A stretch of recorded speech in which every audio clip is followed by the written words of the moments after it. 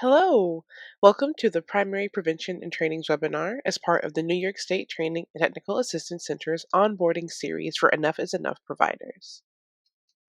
This particular webinar will give a deeper dive into understanding primary prevention under Enough is Enough activities and delivering trainings. I also want to note that this webinar has been revised and adapted from the original webinar created in July 2020 by the Enough is Enough TTA Center and was presented by Nasia Gordaleva, a previous TTA coordinator. My name is Trey Buenos Roveras, and I'm really looking forward to discussing primary prevention with you all, as well as developing trainings for your campus partners and students under Enough is Enough. I've worked with New York State campus violence prevention for about 6 years, since 2018, in both New York and the New York City regions. Our webinar today will have two main sections. First, we'll create a framework for prevention by defining primary prevention from the other levels of prevention and how this connects to the socio-ecological model, and including an important conversation about increasing protective factors and decreasing risk factors for students. Then I'll close out that section with some information on evidence based curricula versus evidence informed and homegrown trainings when fulfilling EIE requirements. Then, in the next section, we'll review some best practices from the field when conducting targeted trainings, and we'll finally close out the webinar with a couple of suggestions for delivering accessible trainings. Let's get started. A core value of engaging in anti violence work with integrity is the understanding and the belief that sexual violence prevention is possible. Violence is not inevitable. So, to understand how to prevent violence, I'm displaying a pyramid here on the screen that shows the three levels of prevention: primary, secondary, and tertiary. These terms are standard in the field, so I advise getting comfortable with them now. First, we'll start at the bottom in the largest section: primary. Primary prevention is the foundation of our work as Enough is Enough providers. Primary prevention encompasses approaches that take place before sexual violence has occurred to prevent initial perpetration. This is the only part of the pyramid where activities aim to end violence before it begins. So, for example, this can look like workshops on healthy relationships and workshops on consent and communication and boundaries. These programs build students' skills and capacity to have the necessary conversations with themselves and with others to not perpetrate violence. And we will revisit this later in the webinar, but I do want to note now that primary prevention is what gives us the space to create that targeted programming for key populations. Let's use another example of, for example, having a guest speaker. Guest speakers can be really powerful leaders in discussing the root causes of violence and how they shifted their knowledge, attitudes, and skills by the tellings of their personal journeys. So, especially when students can relate through identity, ability, and/or experience. We've seen a lot of these large initiatives for athletes and Greek life that, take advantage of speakers, but I also want to encourage providers to think about other populations and even specific campus departments to partner with. Think about how powerful it would be to offer a consent and healthy workshop in partnership with the Office of Disability Services, for example. Let's use another example of having a guest speaker. So, guest speakers can be really powerful leaders in discussing the root causes of violence and how they shifted their knowledge, attitudes, and skills by telling of their personal journeys, especially when students can relate to them through identity, ability, or experience. We've seen this a lot with large initiatives that target athletes in Greek life, but I really want to encourage providers to think about other populations and even think about specific departments on campus to partner with. How powerful would it be to offer a consent and healthy relationship workshop, for example, in partnership with the Office of Disability Services? Think about how intentional that would be to really understand and support students with diverse needs and abilities. Now, programs that address social norms can also be primary prevention, but when we begin to shift this work into an all out awareness campaign, then we start to move into the next level above, and that's secondary. So, again, since primary prevention is the only part of the pyramid that seeks to address or support. So again, as primary prevention is the only part of the pyramid that focuses on conditions that prevent violence before it begins, secondary prevention then includes the immediate responses after sexual violence has occurred to deal with the short term consequences of violence. Now, a lot of our work can accidentally bottleneck here. We can find ourselves in the trap of conducting class visits to discuss resources and tabling and posting on social media about the resources that we offer as providers all day long. There are also so many more resources to spread awareness about the impacts of violence and resources for survivors through social media and eye-catching posters and leaflets and brochures. All of this is essential, but it is just one piece of our strategy.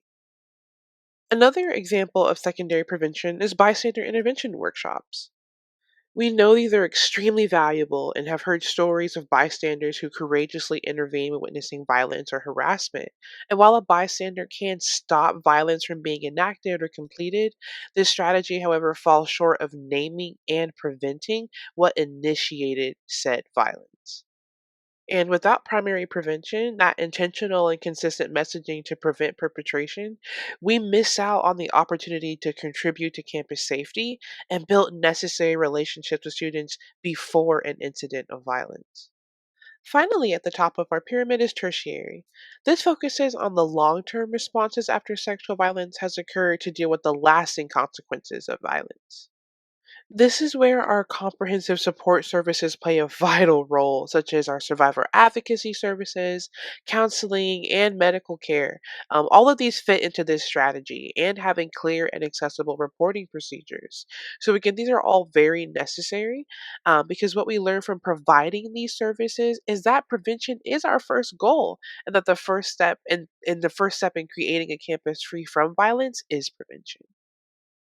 So now that we have a solid foundation of the three levels of prevention, we can bring this to life as we develop targeted prevention and intervention strategies at each level of the socio-ecological model.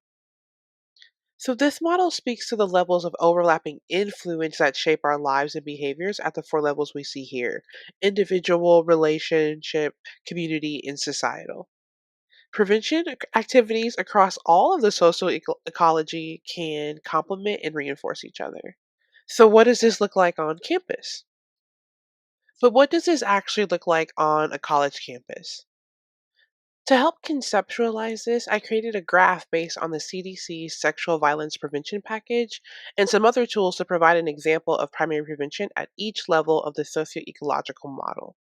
As we can see, each level builds upon the previous, and the societal level is the darkest shade to represent the salience of our messaging when we're able to achieve that consistent programming and messaging.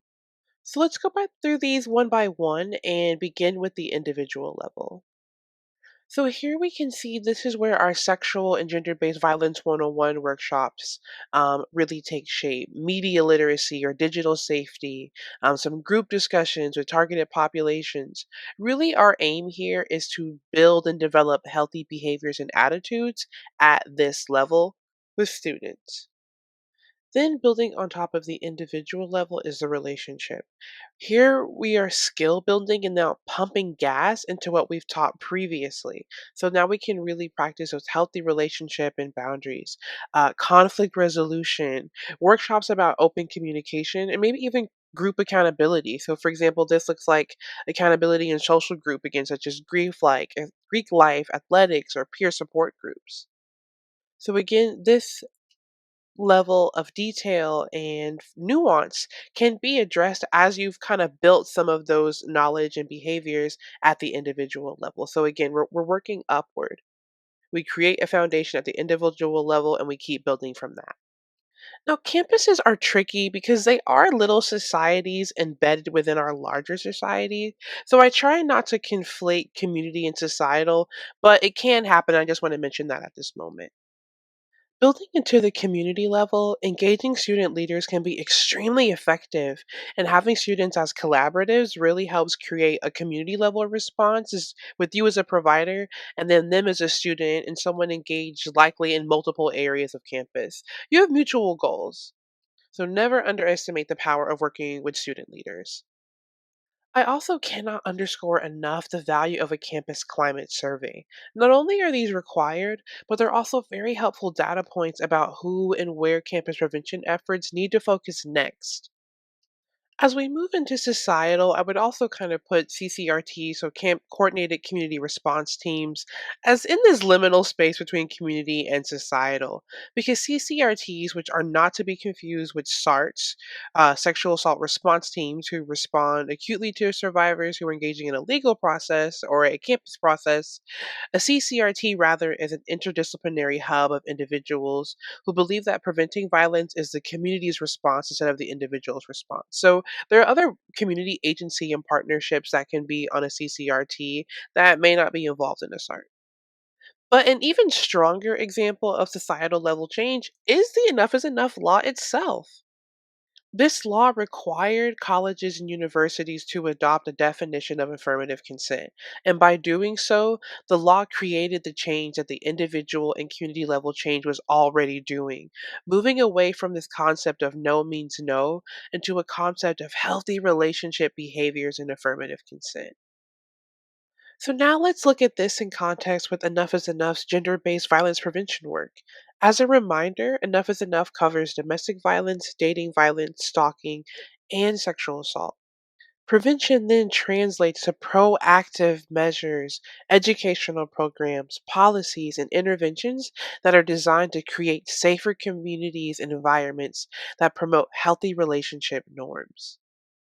The goal of our prevention work in this context is to stop acts of sexual violence before they occur by addressing the root causes, raising awareness, changing attitudes, and equipping individuals and communities with the knowledge and skills to recognize and respond to prevent incidents.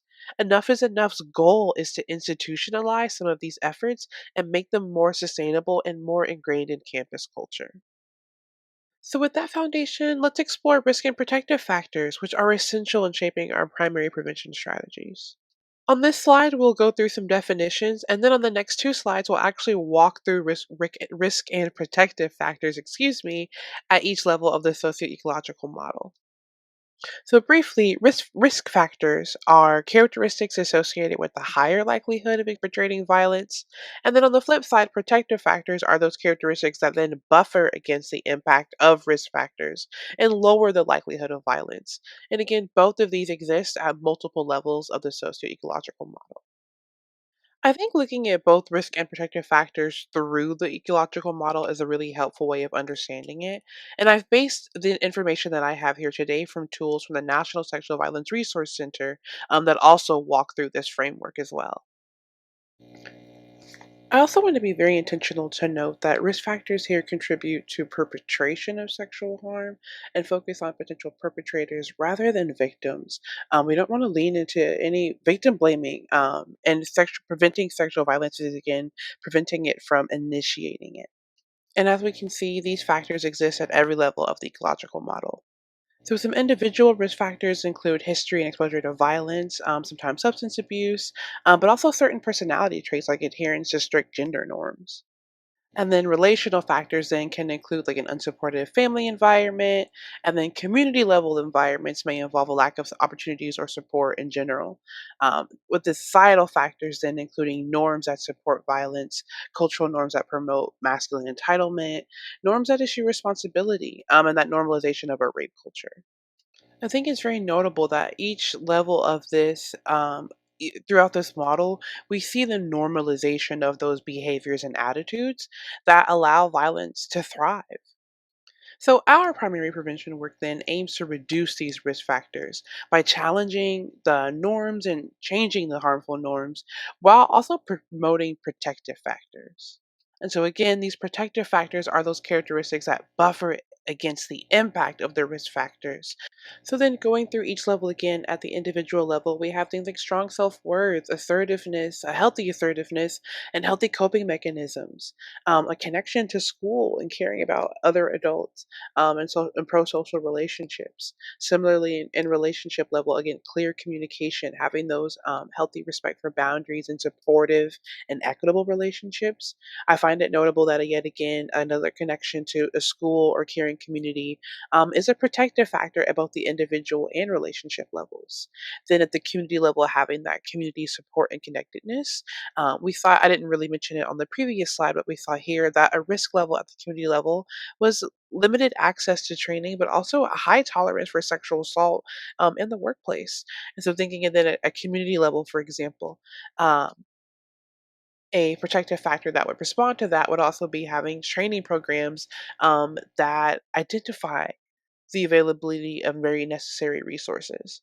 And perhaps even the regular recurrence of them. So, not having just one off workshops, but having ongoing multiple workshops that communicate that a group or someone at the community level doesn't tolerate these behaviors. And while there may not be societal level protective factors just yet, I see this as a very rich space for us to have opportunity for our work and contribution to scholarship of the field. So I recommend really sitting with this concept and letting risk and protective factors be a framework that you use as you're really trying to again target your primary prevention education workshops. And this is a really great segue to into discussing evidence-based training versus homegrown trainings and the requirements under New York State Education Law 129B. So, just again as a brief reminder, EIE seeks to prevent and address sexual assault, dating violence, domestic violence, and stalking on all higher ed campuses in the state of New York. And as covered in the overview of Enough is Enough webinar, there are some key elements of EIE, such as a statewide uniform definition of consent, a really great drug and alcohol amnesty policy that prioritizes safety over legal compliance and legal concerns, if operating in good faith for someone's health, a student in particular, for yourself or for another student, campus climate surveys, a publicized student bill of rights, and more. And it also opened up a pathway for comprehensive training for students, staff, and administrators, which we'll discuss more now in this webinar. So, specifically under EIE, colleges must adopt a comprehensive student onboarding and ongoing education campaign to educate members about domestic violence, dating violence, stalking, and sexual assault. So, now we have more language about when these trainings should take place and how often. And EIE also has a requirement that colleges must at least train certain key populations. So here I've displayed those groups and we'll also revisit this again, but this list includes all incoming students must receive training. So this includes first year students, transfer students, graduate students, and professional students. And then there's also some specific training for student leaders, student athletes, international students, student employees, online students, and students in high risk populations. And then there are also some requirements about what those training topics should include, which I've outlined on this slide. So just to go over a couple, these topics for these populations specifically should all go over relevant definitions of sexual assault, domestic violence, dating violence, and stalking, but also defining confidentiality on campus, privacy, and consent as well. Um, these trainings also need to discuss the relevant policies on campus and to be sure that students know that these policies and their rights do not waver based on their sexual orientation or gender identity. As we're uplifting resources, the role of the Title IX coordinator in campus safety and other offices should be really intentionally laid out very clearly. I've usually seen some individuals just have a slide that kind of, or a couple of slides that highlight all of the key contacts. Sometimes some providers may say, everyone, pull out your phones and let me give you a couple of phone numbers. And let's go ahead and put these in your phone right now, or a couple of email addresses, or let me show you the website on your phone just to bookmark. Some of the mandatory retraining requirements are also around awareness of violence and its impacts. We are speaking with college students, so we're allowed, to go into this more nuanced discussion about what does it mean to enact violence and to survive violence, and also to have information on bystander intervention, because again, it is effective. It's a secondary strategy, but it still is effective. And then finally, there should be some information about the institution's policy that saying it just very clearly that it prohibits sexual and interpersonal violence, and that there are students have rights and there are plenty of resources available. And they should kind of walk through the process of taking some type of administrative or conduct action at some point. Students should know how to do that, and they should be aware of the consequences and sanctions if they are found to have perpetrated violence on campus. So, as I see it, there are really four dimensions to a high quality enough is enough provider training. You are building the knowledge for students, building accurate knowledge. You're developing individuals and workshop participants' skills. We're shaping healthy attitudes individually and as a community, and sharing relevant resources. And while there are identified mandatory populations within an EIE, the larger goal is still to train as many people as possible on campus to really to shift those campus norms. So again, it is highly, highly, highly recommended that you read through New York State Education Law Article 129B. Again, you can find the law publicly available and to read the New York State guidance document and OPDV's website. Just again, become more familiar with what exactly is expected, how to communicate it, how to report it, and why it matters. For most providers, most programming will be training and prevention workshops on campus. And so, again, those training topics can include, but are definitely not limited to, definitions on affirmative consent, sexual assault, domestic violence, intimate partner violence, and stalking, healthy relationships and boundaries, supporting campuses in fulfilling some of those Title IX and amnesty policy and Bill of Rights work, but also having those sexual assault prevention and bystander intervention trainings, and speaking about on and off campus resources. There are truly so many different ways that a training can be developed and tailored to a campus. So, this is now where we'll have our discussion about evidence based versus homegrown curricula. So, on this slide, I wanted to make sure that all of these definitions were next to each other so that we could kind of compare and contrast. So, usually everyone has heard of evidence based curricula because these are the ones that that are based on documented scientific studies. Um, This means that the developers of this curricula have gone through some type of IRB or evaluation process to be able to conclude that their program has definitely had some type of intended impact to either increase protective factors, maybe reduce risk factors, or respond to whatever aim that developer has set out to support whoever the workshop participants are in that particular program. And then evidence informed practices use the best available knowledge to guide their program implementation, but perhaps there maybe have not went through a rigorous evaluation for replication. So these of course sound great because they see at least seem to be tried and true methods. But something that we like to keep in mind is that these settings are not always applicable outside of the conditions that they are evaluated in, and they're not always applicable to New York State because we have such a diverse state.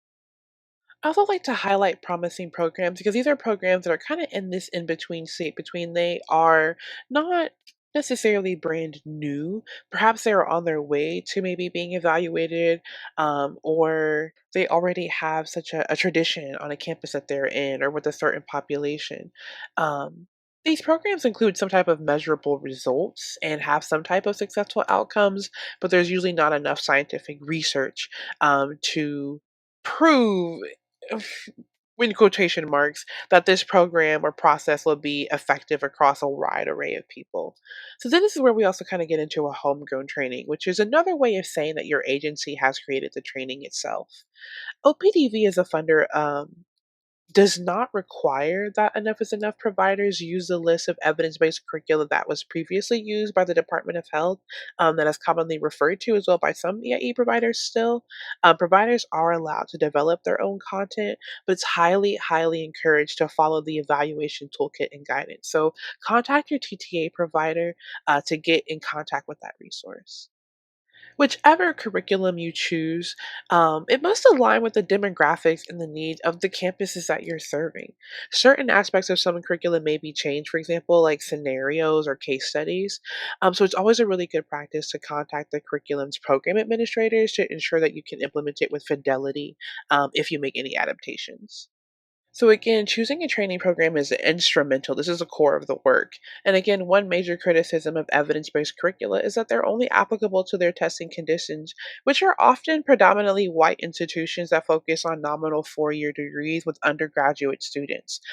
Those type of trainings wouldn't even help us, meet all of our requirements for mandated populations, and they're just simply not as replicable to campuses some providers have found in New York State.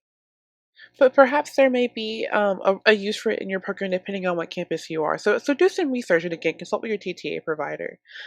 Keeping in mind also when you are engaging in these programs that they have evaluations, or some of them have, especially maybe promising programs, for example, um, and their evaluation should be used.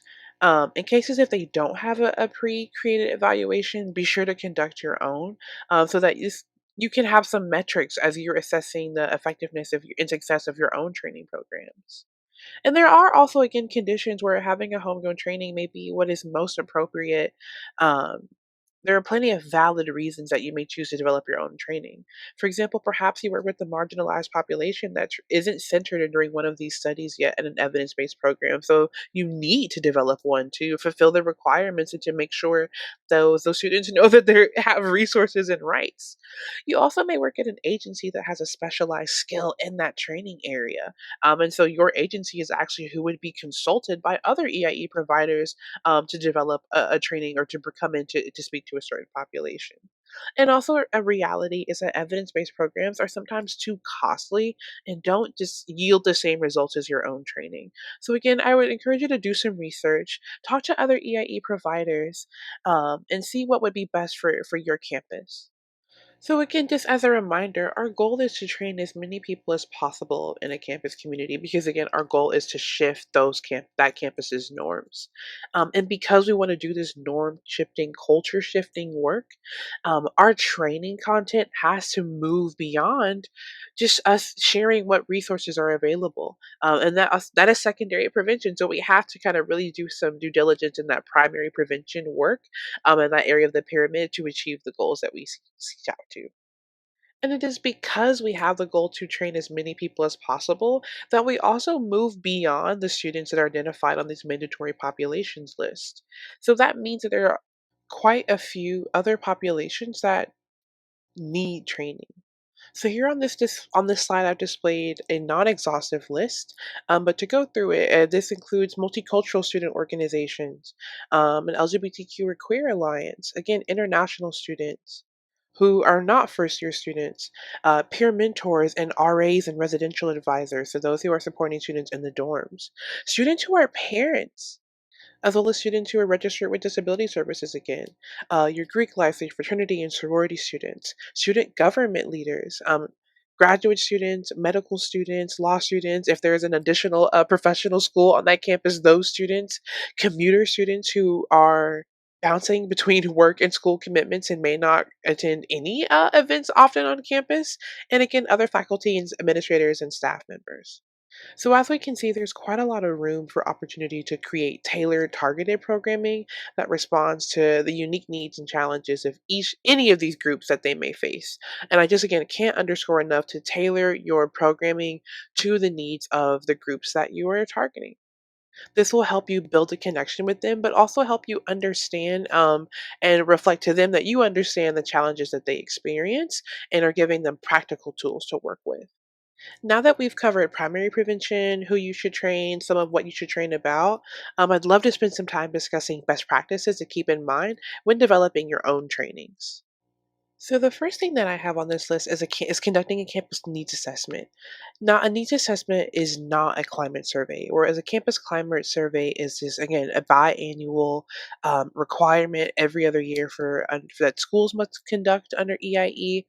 Where a needs assessment differs is that this is a space for you to connect with other your campus partners and identify strengths, weaknesses, and unmet needs of students, faculty, and staff to guide the improvement efforts. So this is a space to gather what does your campus partner want to see when it comes to how they respond to campus sexual violence. And then moving into number two, all of our efforts should be recurrent. Um, there is no one and done workshop in EIE work. And research consistently demonstrates that prevention is most effective when it extends beyond those one time training sessions. So instead, there should be multiple trainings and workshops with groups of students or college administrators to build upon their learned skills and awareness. And to achieve this goal, collaborate. Collaborate with your colleagues and campus partners as much as you can. So consider, for example, implementing some like peer to peer models. If get involved with a student life training training for resident advisors and peer advisors when they're going through their crisis intervention skills. You could be a part of that. Lean into student government and student outlets for information when you're disseminating some crucial information that can be utilized within their community. Another strategy is also to adopt a multi session primary prevention curriculum with consent or bystander prevention that allows you to get deeper into conversation with one group of students at a time. Another outreach suggestion is to tailor your menu of services based on the campus demographics and their needs. So, this could look like a simple list of the workshops that you offer as an EAE provider.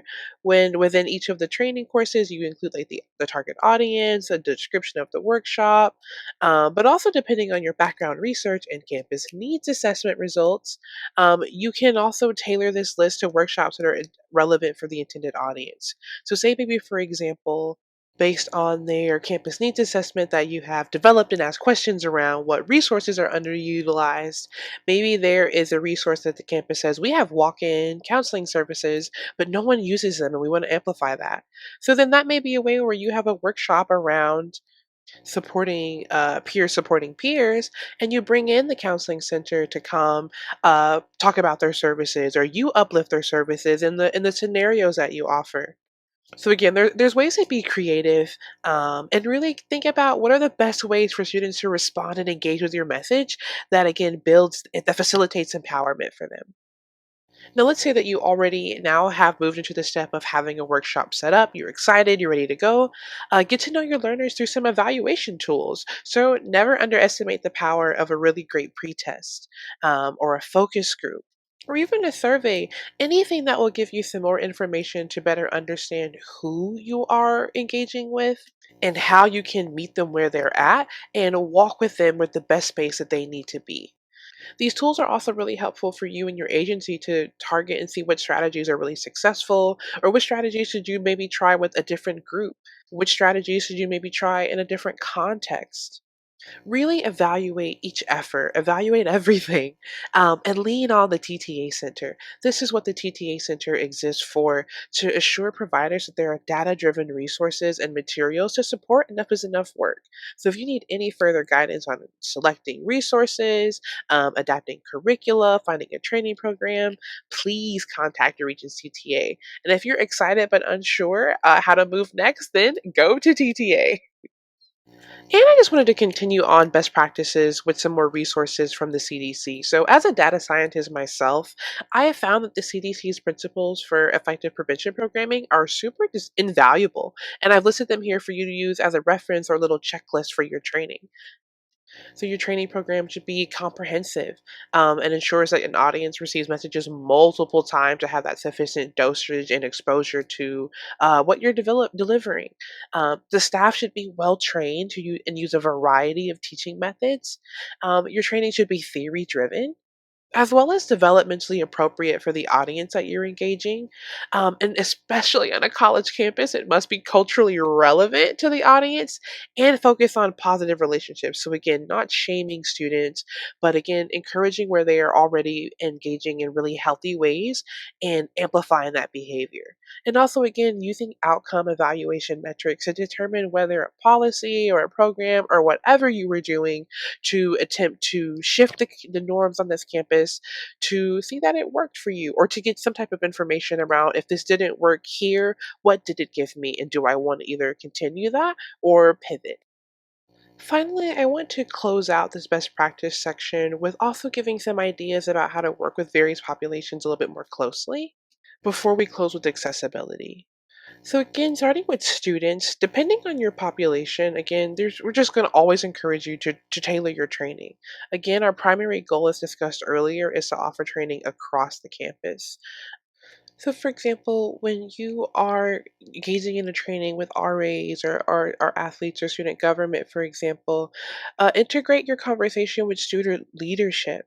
Um, Amplify the way that engaging in anti-violence principles and consent education and healthy behaviors is part of and affirms their career choices.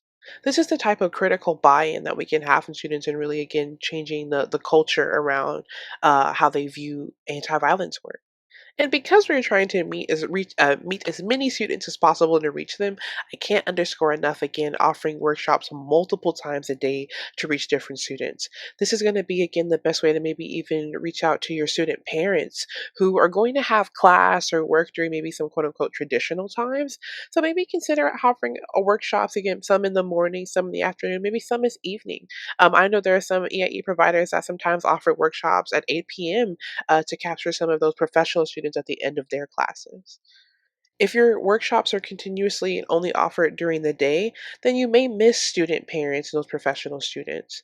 I also consider if it's a possibility to offer childcare during workshop and test and see if you can reach more student parents or virtual workshops here.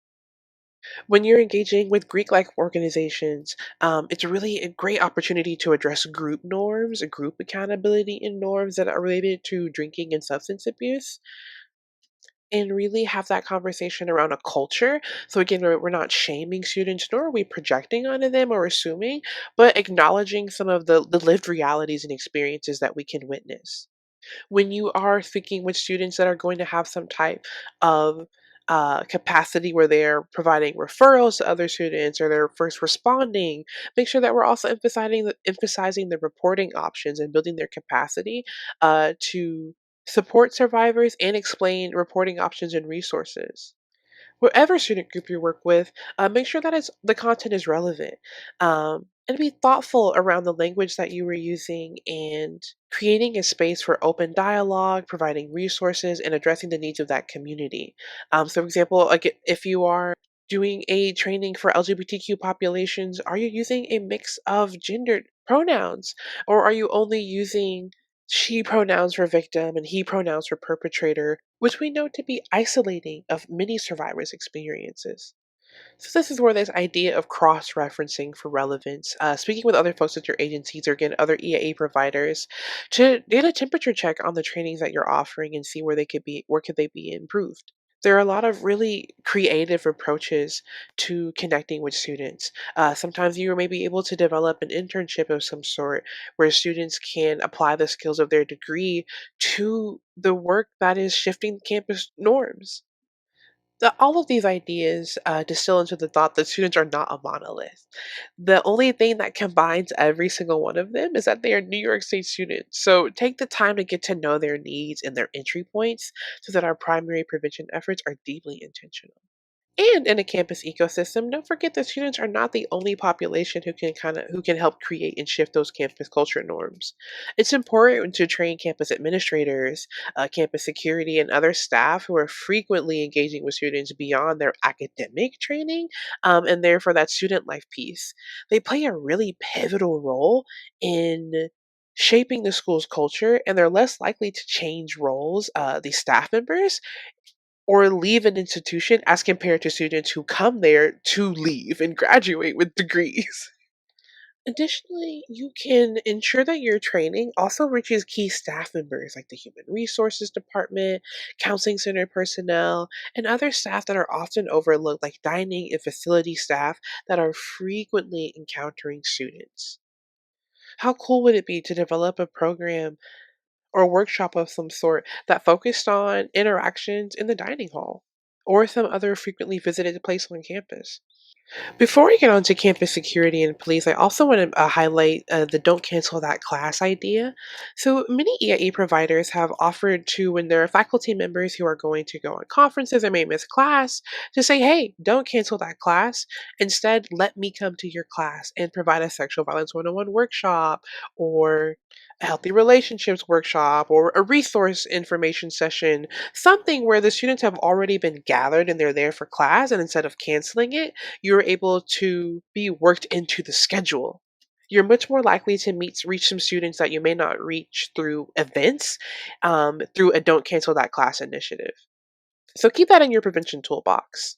And then finally, it's super crucial to include campus police and public safety in your training efforts, if there is a campus police department. As an enough is enough provider, you can focus on providing some really essential insights and expertise that you have in trauma informed work, especially concerning first response, disclosure handling, and working and serving students with diverse identities. Each of these best practices gets at the core idea that building relationships is, again, absolutely essential and one of your biggest tools to have in your prevention toolbox to reach our goals. And enough is enough to address and respond to the four types of violence mentioned: sexual assault, stalking, domestic violence, and dating violence. Before we close, I want to take a brief moment to note the importance of creating inclusive and accessible trainings.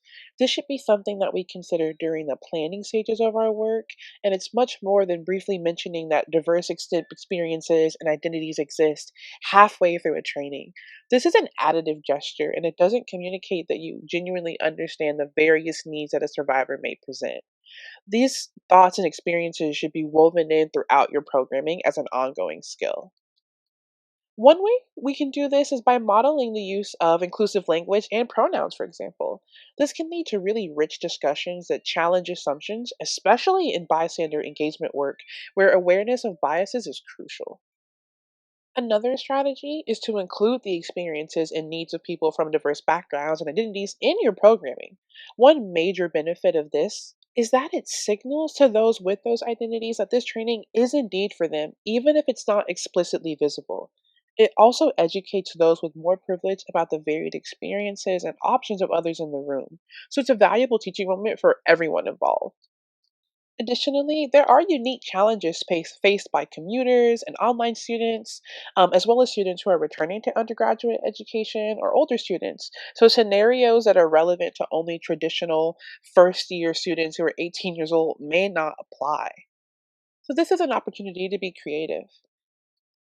Another way to ensure accessibility is by thinking about how to accommodate students with differing needs and accommodating students who are registered with disability services.